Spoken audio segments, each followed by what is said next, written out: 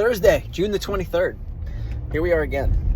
And I don't know what to do with this post-WOD hair anymore. But guys, if I could just I want to every week give superlatives to the workouts that Laura and I write. I don't know if that's fair, right, to comment, make judgment upon the workouts that we write ourselves. So I really won't, but if I could, then this workout on Thursday, I would say it has the heart of a champion. It has the heart of a champion, this workout. It gets the award for like the spirit of CrossFit.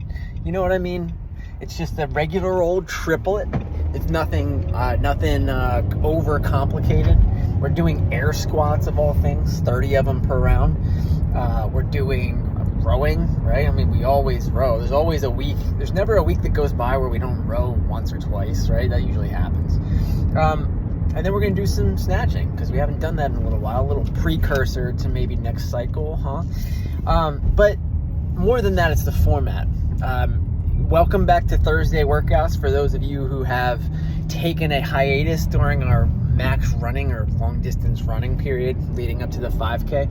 This is more like what threshold Thursdays were like prior to running. And I'm not willing to commit to all Thursdays being threshold type workouts, but for the most part, if you see a rest in the remaining time on the workout like you do today, then that's kind of what it is. But more to the point, what we're going to do today is something that we also did once last week, and that is slowest time is going to be the score we write on the board today. And that is to entice you to modify SMART, or at least follow our guidelines for modifying, but also get towards that threshold, right?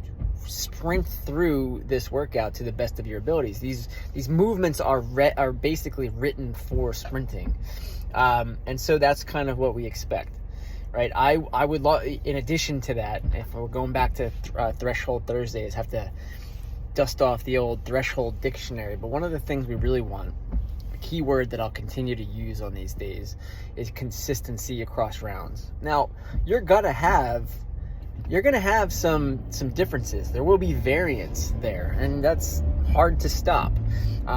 Consistency would be great, but we are basically looking to avoid. Now, we're not going to put in our individual round times or anything today. We'll ease back into that kind of thing. But what we're looking to avoid on a personal level is shooting ourselves out of a cannon in round 1, finishing it in 2 minutes, and then round 5 we barely finish in 5 minutes, right? That is called variance, and that's not what we want. So today is all about moving quickly through the movements, right? There shouldn't really be anything that we're breaking up today, right? Air squats are air squats, and I think 30, especially coming off of Murph, is a fair ask that you go unbroken during them. Rowing is rowing, right? I've never seen anybody just decide to stop rowing in the middle of rowing. Should you be rowing a little bit harder? Yes, you should use the information on the screen to dictate, or at least be aware of, your pace and make adjustments based on what you see. Don't want to go too far down the rabbit hole with that. And then finally, there isn't a snatch today. There's 7 snatches every round, and because your score is slowest time, then it stands to reason, even without me telling you, that this is not meant to be a snatch weight that you are having to second guess yourself about. It is something you are most definitely able to touch and go, even if you end up doing fast singles at some point. So it is something that you are, no questions asked, going to be able to do 7 reps of and sort of rep them out. As I mentioned, if I wrote in the workout notes on Beyond the Whiteboard, that's probably not heavier than 115.75. And I'll just say, maybe there are some people for whom we can make an exception today. I can see some people repping out a little bit heavier than that, but I don't really want it.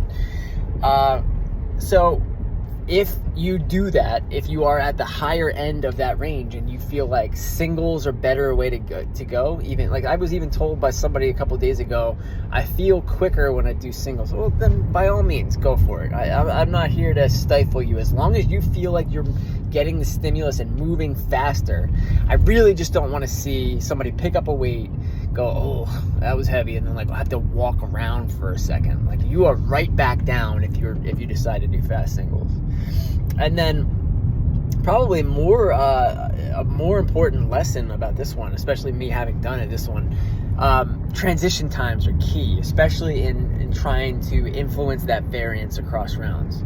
You gotta be ready to get on that rower right after your air squats end. I did this one at home, and my rower, like, you gotta warm it up. You gotta make it ready for you. You can't just start to pull. It takes longer that way. So I was trying to maximize my transition time, or I guess minimize my transition time by, I would do 20 air squats and then hit the on button so that it would start to warm up. And then I'd do the rest of my 10 more air squats so that it was ready, the rower was ready for me to go. And then as soon as I was done on the rower, my barbell was set up and ready for me to rip. So, that's the kind of thing we're looking for. And then if you do that and you follow those directions, then you should have significant amount of rest time. And, don't quote me on significant. Significant is in the eye of the beholder. Significant is the friends we made along the way. You should have some rest time, right? So just make sure that you're modifying down, and that could be calories on the rower, or that could be volume of air squats, so that you have some time to rest. And that should be 45 seconds, 30 to 45 seconds minimally. I was getting like a good two minutes of rest, and that felt pretty good. This was a fun workout. I really enjoyed this one, so I hope you guys do too. Okay, questions, let me know.